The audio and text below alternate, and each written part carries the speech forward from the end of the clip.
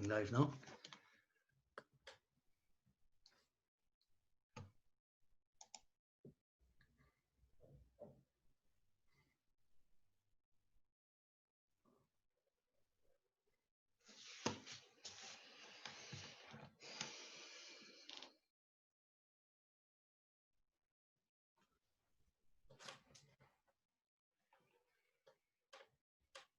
Now we're about to go live.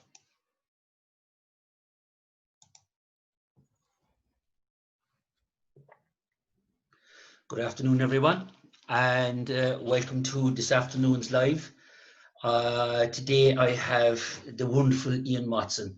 And Ian Watson, as you read from his bio, I'm sure, on Facebook, on the post I put up earlier on, has had a long and amazing career. I use that word long and advisedly, because he's supping the spoon of eternal youth, clearly. And his career has spanned homeopathy, many other disciplines, and arriving into working with the three principles. In that period of time, Ian has literally traveled the world and has impacted the lives of countless people, but plus the fact that his trainings have empowered others like me to go on and work with others. It is the ripple outwards. So without further ado, Ian, welcome, and thank you very much for joining me today. And I will ask you to introduce yourself, please. Well, thank you, Billy. What a pleasure, finally, to meet. We've known of each other for many years, but I don't think we've ever actually met properly. And for about 3 or 4 years, I was coming to Dublin regularly, as you know, running trainings over there, and met some wonderful people. Got many good friends over in Ireland. And yeah, it's been my pleasure over the last 9 years now to be sharing this understanding that we call three principles, or the inside out understanding, with people, basically anyone who is interested to learn. And I see my work really as, I call it transformational education. That's a great name. That's really the best way I can encapsulate what I'm up to. So it's not therapy. You know, the background of my work was more in the healing arts, as you know, primarily in homeopathy, and then more in the realm of psychology and emotional healing. So I came from a background of working with people kind of therapeutically, doing a lot of work on people's issues and problems and challenges. And, you know, it was all good stuff and it helped people.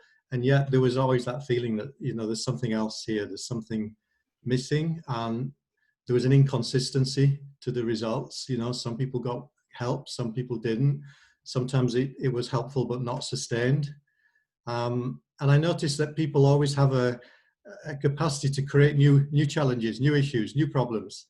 You know, often it felt a bit like firefighting. You could help over here and then, okay, that was good here. Now what about this and this? And I could see that was true in my own life too. You know, that there were always new things that it felt that I was up against. And coming to the principles in 2011 was, for me, was the missing piece. I didn't have any difficulty with it. Like some people have an initial resistance to it. You know, it's too simple, or, you know, there must be more to it than that. I was the opposite. What I loved about it was how simple it was, but also that it made sense of all the things that I'd come to through my own work, that, you know, I was very close to understanding it already, I feel. So for me, it was just like the missing piece of the jigsaw. It's like, oh yeah, how come I hadn't seen that before? You know, it was like the blindingly obvious piece. And just bringing that into my work, that recognition that, first of all, that everybody is fundamentally okay on the inside. I don't know now how I never saw that before. You know, how did I manage to overlook that? Because once that was kind of pointed out to me, it became very, very clear that that was true, that everybody's fundamentally okay on the inside. Everyone truly does have well-being available to them on the inside. And obviously that's not our experience a lot of the time. Sometimes, you know, sometimes we feel that that's true, and a lot of times we don't. It feels like we're up against it, and that we feel something other than well-being. We feel upset, depressed, distressed, anxious, you know, you name it. So the beautiful thing to me about the principles as a kind of whole understanding, a whole psychological understanding, is that it helps us to see that the underlying truth is that we're already okay, and it helps us to understand why we don't always feel that way. Because there's this hidden variable that we talk about, Yes. power of thought or state of mind. You know, it doesn't matter what words we use to describe it, but when we also come to understand, and we have to see it for ourselves, it's something that has to be insightfully realized. But I love sharing this with people because, you know, when people do see it for themselves, they get excited, they get lit up by it, because it's so empowering for people to realize the fact that, wow, I'm already okay. You know, I thought maybe I was broken. I thought maybe that I used to be okay, but since X or Y happened, you know, I'd lost something that couldn't be regained. A lot of people go through life feeling like that. And for them to discover that, my God, what I thought was lost is still there. It's simply been obscured. And it's been innocently obscured by this power of thought that I've been unwittingly using against myself Yeah. without realizing it. And it's not that we stop doing that with this understanding. You know, we still do that, right? You and I still do that to this day. But once you have an understanding of what's going on, it doesn't have the same hold over you. It doesn't have the same grip. So you get to reclaim some of your resilience, you know, that we all had as youngsters, where we got upset and then we got over it and we bounced back.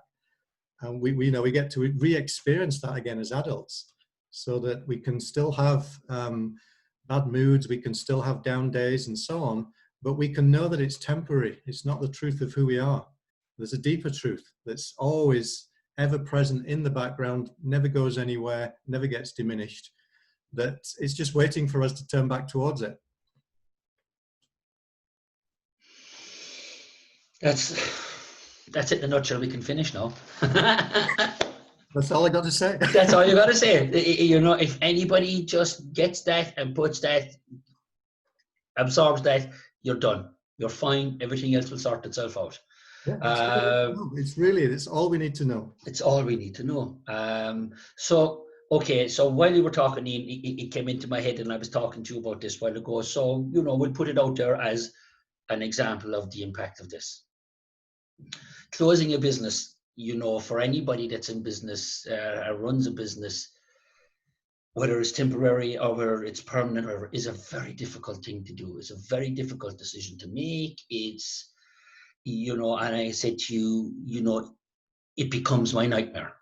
You know, it was always, oh my God, if I have to close the salon, or, you know, what do I do? Where do I go? And the nature of that experience as it unfolded took the form of fear and anxiety and worry about the future and all of that different dialogue. And I even remember the day that I had made the decision and put the note up on the door, you know, before we were asked to close, that we were closing, that I knew that this was going on. I was aware that this was going on, and with trepidation about the future. You know, it's all part of the story as it unfolds. But I also knew something else that was happening underneath it. That despite what I was surfing through, because it's part of the human experience, that underneath that and underlying all of that was that I was going to be okay. My wife was going to be okay. My kids were going to be okay. We were going to be okay. My staff were going to be okay. It's just that baseline underneath it all. And I recognized that what was playing out for me was, like I said, that story that I had built up about what would I do if I closed, and all of these different things coming to light. I don't know what the future is going to hold in, but there's no energy. It's not a healthy energy. And I knew that it would perhaps take a couple of days. It could take any length of time it took to settle down, but it would settle down. And it did. It took a day or two to kind of let the ship right itself back up. But it's the power of that, Ian. It's the power of recognizing that I'm more than that decision. I am more than okay. And what often appears to be a really tough decision to make is usually based on the story that I had told myself prior to even making that decision. Yeah. And it points beautifully to what you were saying about the space, the space that's created when you're willing to let something go. Mm. And Yeah, you yeah, you were please. just touching on that before we came Yes, on the yes, live call.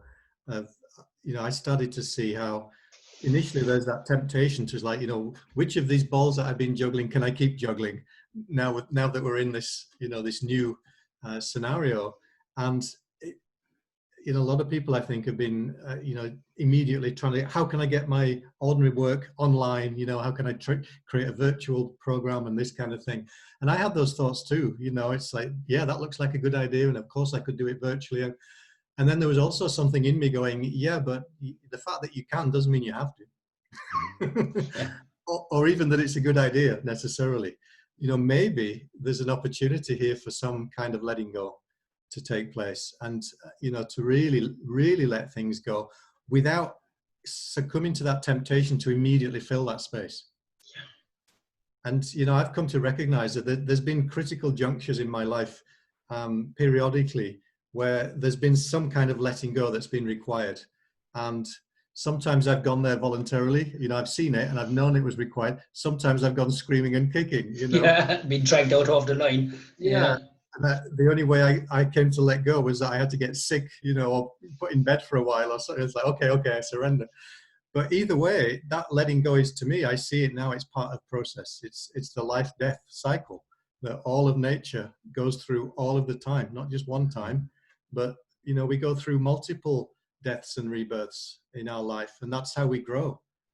To And die to our own life. How many times have you heard that phrase? yeah, and it's a necessary part of, it's how life gets renewed and regenerated. And so, I see, it started to dawn on me in the midst of this. It's like, oh, wow, this is not just a individual. This is a collective death and rebirth. It's, really, that's what we're up against. And it requires that we do fully surrender. We don't just scramble to fill that space with something else, with anything else.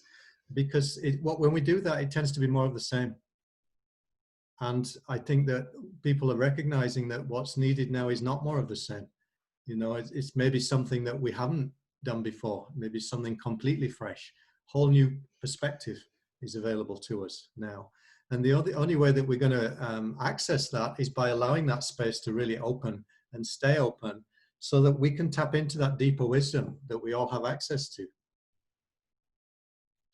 Dominic Scafidi, in another one of the lives last week, alluded to the same point, Ian, when we were talking about the same thing, and when we spoke about that, yes, the coronavirus, the spread of COVID-19, has precipitated a lot of this change, has moved people into that deeper space, a chance to look. But what he said was, we never needed the coronavirus in the first place. That's a That good this point. possibility has always been within us. Yeah, that's such a It's great point. it is such a great way of seeing it, and it really, really resonated with me that the space we're talking about, and I know, like, in the collective sense, the handbrake has been put on the planet, and it's forced everybody to take, which is a blessing in itself, to maybe take a step back and take stock and allow, like you say, not the desire to fill the space with more, but allow the space to settle and to see what's possible. So, But that possibility has always been there. Those various possibilities have always been available to us. We've just been so busy recreating the daily reality that we've had every day, without ever realizing that that was exactly what we were doing, that these possibilities were already there to us. yeah. We just didn't see them because we were so busy recreating the reality that we had made. That's right, and that's why I think it's often the case that we only make these massive transitions, not only, but most commonly we make them when life delivers some kind of blow, or it interrupts the flow of our normal routine. So that, when someone suddenly gets laid off, let's say, they said someone's been in a career path for 20 years, they didn't see it coming, but suddenly you're out of work. Or somebody suddenly gets hit with a diagnosis, you know, a serious health diagnosis that they didn't see it coming. It has this effect, Billy, on people's life. It stops them in their tracks. And initially, you know, the initial response of the mind to that is usually one of panic. Yep. What the hell am I going to do? How am I going to pay my bills? How am I going to look after my children, etc., etc. And then when the panic kind of settles and clears, then there's often a dawning realization that life's not going to be the same again. And that might not be a bad thing. It doesn't have to be necessarily a bad thing. Exactly. There's a possibility here for me to live the life that I've always dreamed of living. That maybe I didn't know that was truly available to me. I had inklings of it, you know. I had a sense that there was maybe something else waiting in the wings for me, Yeah. but I hadn't found the wherewithal to really go after it. And yet here I am, you know. And there's a lot of people waking up to this right now. A lot of people are looking at their everyday life as it's been and thinking, I'm not sure I want to go back to that, or at least not the totality of it as it was. Mm. You know, there are maybe some elements to it that I still value. What it helps us to see is what our true values are. Doesn't it just? That's what it helps us to see. And often when people get a brush with death, or they get, you know, they're really up against it, their value system gets kind of tipped on its head. Often, you know, the things that you've been valuing often are revealed to be kind of false gods. You know, it's like, why the hell was I working my butt off 70 hours a week for that? You know, Yeah. it gets to be seen to be something that it's not where my life energy wants me to be. But there's something else that would be worth me staying on this planet and, you know, giving it a shot. And that, you know, there's an opportunity for that to come into the foreground. Yeah. It comes back to to the simple nature of viewing this, of understanding how easy it is. And we are talking about the collective here. We're coming back to the whole community thing of how we do create a reality, both as a society and as an individual. Yeah. That we allow to be created often without us knowing that we're doing it. That's exactly It's the innocence of it. And often to fit in a society, we will develop a set of habits or conditions, and we create the echo chamber of reality, of what we perceive to be a reality, of how we're fitting into our own lives and the construction of lives around us and the construction of society, and how we all want to fit together as a community. And often that can be an unhealthy thing as much as anything else.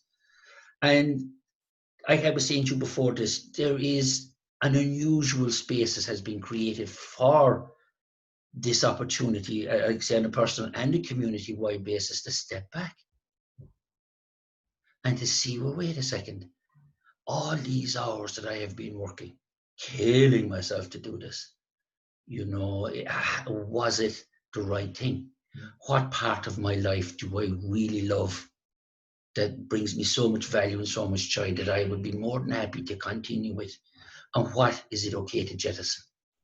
That now that I realize that I am past it, I'm not using it in my life at the moment, it's out of my life for whatever reasons in this present moment, can I live without it? Can I let this go and make space for the possibility of something new? That's beautifully put, Billy. And I think it's important to recognize that it's not something that we have to figure out with our intellect. You know, people can get very lost in that realm as well. You know, it's like, okay, so I need to figure out what's my real life purpose, you know. Yes. I'm going to journal the shit out of this one.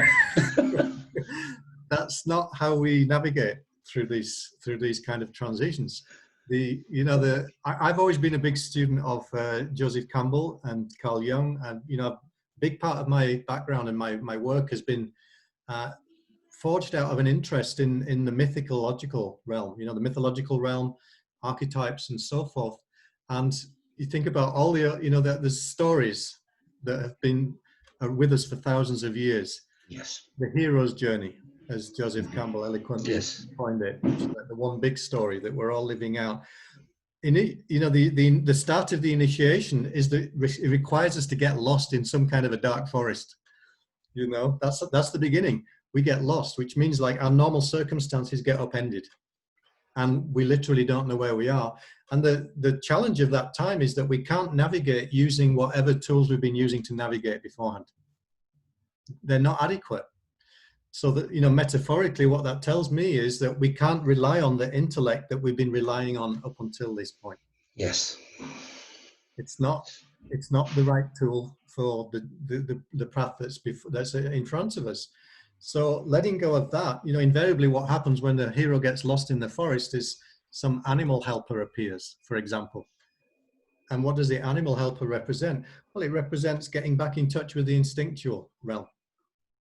That within us, which is connected to nature. And that's also something that I feel is really going to be waking up for a lot of people right now. That recognition that we've been living a life, top heavy. We've been living just from this rational, reasonable. Sorry, Ian. I'm actually live on the internet right now, Carmen. Thank you. level exclusively.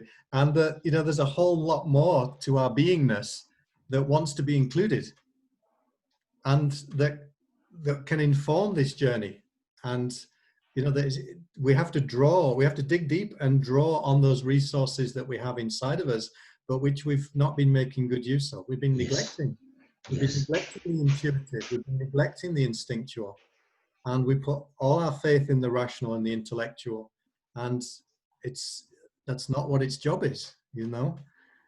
It's out of its depth. Yes, it's something that I've come to myself over the recent while when I'm working with people. The understanding, and like I refer to this as with Jackie Ford, of my understanding of what the middle way is, in the sense that both are in balance, both us as psychological beings and as spiritual beings, and bringing this into cohesion. Because when we're too much in one direction or the other, Ian, we're not living to the fullest experience of our life. Yeah. And having both of those in balance, and one of those things that pulls us out of balance in either direction is kind of saying it's all spiritual, and it's almost like you want to leave the world. Mm-hmm. And then you have the other side of it, which is when we're trapped in such deep-seated belief structures that we are absolutely 110% sure this is it. Mm. And there's no room to allow anything else in.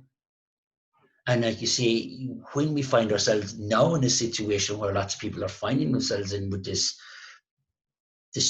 enforced change, that belief structure that we were absolutely 110% sure this was how we were supposed to live our life is suddenly not serving us. That's right. And that in itself, for an awful lot of people, it does cause that distress, because we're now having to deal with uncomfortable feelings of having to let go of what we believe to be true about life, what we believe to be true about our life, what we needed to be sure about to hold our life together. And by coming to terms with that, by understanding that, it brings us back to that middle space. And the feeling of flexibility, for the want of a better description, is marvelous, because allowing that space, like you're saying, and it is so true, that as you were saying, letting it go, allowing the space for new opportunity and new possibilities to let that itself arise, brings us back into balance. I love that, Billy. And for me, I think also that, when you talk about the spiritual dimension, to me, that also includes the natural world. To me, that there's no difference, in my eyes. And I sense that what's really required of us, collectively now, is that we have to come up with a more wholesome and holistic view of life and of our place within the natural world. Look where we are right now. I walk out on the heath where I live, in the woodlands close to where I live. I'm passing people wearing face masks who are afraid to breathe the air in a woodland. And we're told that we shouldn't be sunbathing. You know, you can go out and exercise, but you shouldn't be sitting in the sun. This to me is part of the, you Yeah. know, it's an example of how we can get our ideas about what's right and good, but really, that's, you know, that's not in alignment with the deeper truth of who we are. We're biological beings also in this human form. Yes. We're not supposed to be walking around. It's not natural to us to be isolated from one another, to be considered air and the sunshine to be dangerous. You know, this Well, is we are part of nature because we are nature. we There are is no separation in. exactly. We are biological creatures in a world that's made of this. We are part of that cycle. We're That's not separate from it. that's right. And the whole ecosystem serves one purpose. Not, it doesn't serve our purpose. It serves one whole purpose. And I mean the whole ecosystem. That includes the viruses and the bacteria that we think are the enemy. They're part of this ecosystem too. We got to learn to find a way to make peace with these things and to live with them co-creatively. We can't operate from this place of being at war with some aspect of nature and expect that we're ever going to win that war. You know? It's not happening. I had this conversation with a client the other day in around this particular area, Ian, and we spoke about as a term of describing the use of word of conditions and conditional. And I use the term, I look at nature. The coronavirus is part of nature. The Sahara is part of nature. The stormy seas are part of nature. The blue skies are part of nature. Nature is what nature is and doesn't see anything as good or bad. It is the unfolding of it all in its own perfection. What is the problem is that we create conditional expectations around what is good and what isn't good through nature. And hence, and you, like you say, you describe it so beautifully, we didn't go to war with it, as if somehow nature needs to be controlled in accordance to how we see it, Yeah. as opposed to us dropping the conditions of nature and then, like you say, co-creating the existence around it. Because nature is everything. It's all who we are. It's That's, all what it is. It is what it is. It's literally that phrase, it is what it is, because we're it, that's it. And, without condition. and if we want to learn to how to live healthily and harmoniously, nature is the teacher. We're not the teacher of that. We're the student. Yeah? we got to get in right relationship to it. We got to let nature be the teacher so that it informs our decisions. It informs how we conduct our agriculture, our healthcare, you know, how we treat our waterways and our, you know, resources. All of this has to be informed by nature because nature knows how to run all of that already. We don't know. Look at how astonishingly quick, Ian, that nature recovered. I know. Is Within that? 5, 6, 8 weeks, rivers running clean, Yeah. fish being seen in rivers and cities, the canals in Venice per se, the cities like Beijing Yeah, you and see the before Mumbai, and pictures from space. It's astonishing, isn't it's it? just in 6 weeks. And you know what was so powerful for me about that, Billy, especially seeing those pictures of, you know, no pollution, loads of pollution, a couple of weeks later, it's all gone. And we didn't do anything to clear it, right? We just had to stop doing what we were already doing. That was Recreating the day that we've created over and over. right. And that to me is such a powerful metaphor on so many levels. Yeah. Because people say the same thing on an individual level. Oh yeah, Ian, I get that it's my thinking that's driving me crazy. Well, how do I stop doing that? You know, as if, right? It's the same thing. Yeah. As if there's something we need to do to get into a better feeling, not realizing, well, actually, it's what you're already doing that's taking you away. Yeah. Yes. So to me, it's the same thing on a bigger scale. Yes. It's when we've had these conversations, and they've fanned out into some of the speakers have been coaches for CEOs and global organizations and stuff. But what we know, what we spoke about was that this isn't to do with just an organization. This is also to do with what's true with the individual. Because what we're talking about is that universal truth, that eternal truth of how we create reality. And the more we're aware of that as individuals, collectively speaking, the faster the healing is, because you see how quickly, and I see it when I've experienced it, how quickly.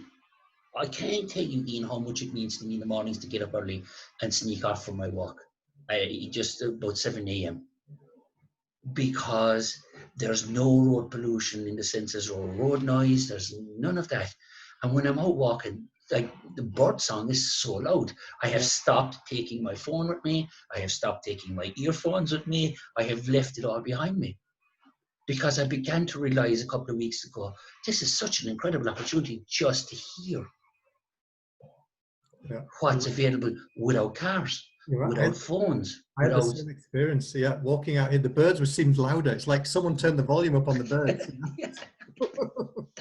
But it just goes to show you what we have created in agreement with each other. Yeah. More cars, this technology, these things. We do create them, and we do use them, and they were designed to enhance the world. But as I've been having this conversation with my own coach, we have been discussing what you alluded to a few minutes ago about the left-hand side of the brain, and the right-hand side of the brain. And what has happened as the conversation evolved for both of us as we saw this, is the fact that we have accelerated our development enormously over the last 50 years. The whole world has transformed, and with the arrival of the internet, it's warp speed in comparison to the generations before us. But we as a species haven't caught up yet. And hence, like you were saying, that logical approach to how we created our realities and how life shifted and how life changed it was usually far more organic, because we were moving at a slower pace. And as I see it, and as I see how it unfolds, it's easier for me now to understand why so many people have, the words of anxiety and the words of depression and the words of dis-ease and all kinds of mental stroke, spiritual discomfort. There's even at that a logical reason to why, because we haven't evolved. We haven't allowed it to evolve, and we have got so caught in the reality of moving so fast. We've never allowed the rest of it to catch up. Our own evolution, where we are at terms with this, how we are both psychologically and spiritually as part of this logical advance. And hence the discord, the disconnection, just the general dis-ease. And now we've been presented with this extraordinary opportunity, and it really came to light when myself and Simon were talking about this particular thing, that suddenly the handbrake came on and all of that. No, I like how you're putting it, Billy, because when we look at it from that point of view, then our symptoms of distress, whether it be emotional, psychological, or even physical, I would include all three in that. They become that, rather than we seeing them as another enemy, is something else that we need to get rid of. How do I get rid of this feeling that I don't like? How do I get rid of this symptom that's appeared that that shouldn't be happening because it's stopping me doing what I want to do? Rather than that, again, we learn to listen to those symptoms and those sufferings as signals. It's information. It's wake up. It's actually feedback from this intelligent system, which is connected to the whole of nature. It's the best way that our organism knows to alert us to the fact that we're living out of alignment with the truth of who we are. Yes. What else can it do to bring that into our awareness but make us uncomfortable? Yeah, for sure. For sure. Once we learn to read that signal, it's helpful. It's not a problem that we have uncomfortable feelings. It's not a problem that symptoms might appear. It's helpful. We've learned to be grateful for that. Yes. It's like you say, boiling it down to that. We're not talking about just the grandiose nature and the expansive nature of this globally. We are talking about the individual. Well, it can only be realized individually. Correct. That's it. So And and that's why there's no value in any of us going out preaching to the masses. I mean, we can share what we know, but it's only the ones who have ears to listen, who are, who get, somehow it resonates for them. yeah, Person has to be open to listening and open to hearing something and letting it touch them, so that something new can actually go in. But really, it's not new at the same time. What's really happening is it's touching something that was already inside of us, waiting to be yes, activated. It's a like recognition or a remembrance. yeah, Dominic was saying, a return, Yeah, to see that what was already possible and available to us. yeah, that's it. What is possible and available to us? It's quite an extraordinary thing to be able to step back and see that. To see that within us, that the moment that we see through that discomfort, the discomfort of that change, the discomfort of letting go, that what is in that is the richness of what's possible. That's right. It's the And gateway. Yeah, sorry, it's the gateway. Like it's the breakthrough pain. If we're willing to see it that way, we don't walk away from it. We walk towards it and through it. all the time, Ian, I say this when I'm working with clients, when we're starting to get into the nitty gritty of certain things, that to move away from pain is to prolong a life of suffering. Healing has great pain, or a pain has great healing in it, vice versa, with books either way, because the immediacy of pain and the seeing that pain that it unfolds within us also now gives us the opportunity to heal. It's when we begin to avoid that pain, we prolong a life of suffering. We create all kinds of psychological structures and physical structures to stay away from that we don't want to touch, without ever realizing that the moment that we come to it is the moment that we let it go, and we enter that extraordinary space of healing and possibility. And if there was ever something that I saw at such a deep level, Ian, was that with coming to the principles and realizing that part of the unfolding, because it does describe the unfolding experience as it is, not how we want it to be, but how it is. That it allows us then to see that unfolding spirit, that pain or that discomfort or whatever it is, as that experience, and it allows us to experience it and then move past it. That's it. Which means we get the learning from it. We actually get the juice from it. We don't have to stay stuck in the suffering mode. Yeah, it is quite a powerful thing. Ian, I'm aware that we've been on it 40 minutes nearly. It's a fascinating conversation, Ian. I may be wheeling back around to you again. If we're kept in captivity, and so before we go, I'm also extending that invite to come back again, because this was such a Anytime, great Billy. conversation. Anytime. It's been a I'm pleasure. so happy, Ian, that like you say, we've passed each other. I think we met each other in Regent's Park one day near Oh, that's right. Yeah, very you brief. know, and I'm so glad I got this opportunity to talk to you, because I'm an admirer of your work, and I do follow it in inside space. Ian, if people want to find you, if they want to reach out to you, how do they find you? Yeah, the Insight Space, theinsightspace.com. That's my website. Or they can find me on Facebook if they use Facebook. And happy to hear from anyone. Yeah, if they've got any questions. Brilliant. Ian, I want you to hold on a sec until I finish up, and I'll see you. Don't disconnect. To everybody else, thank you so much for joining me this week. It has been another amazing week of great speakers, of people the people that have come on, who share their wisdom with us, are all people who impact the lives of so many people, and their wisdom and their generosity and their kindness and their willingness to share this touches me every day, because the ripple outwards is for everybody. Even though I get to have it, it's for everybody. Thank you for joining me. We have more great conversations lined up for next week. And before I go, just to say that that offer that I put up just to give you that use of my deep insightful questions, to give you an opportunity to maybe answer the questions that myself and Ian were tossing around, is there for you. Just to PM me, and I'd be more than happy just to send you a link for free, just so if you want to have any conversation with me. In the meantime, I look forward to seeing you all next week with my new lineup, my next lineup. Ian, thank you so much for joining me. I have found this enriching in every aspect of it. Thank you so much. And to everybody, I'll see you next week. Ian, and I'll click through to you now.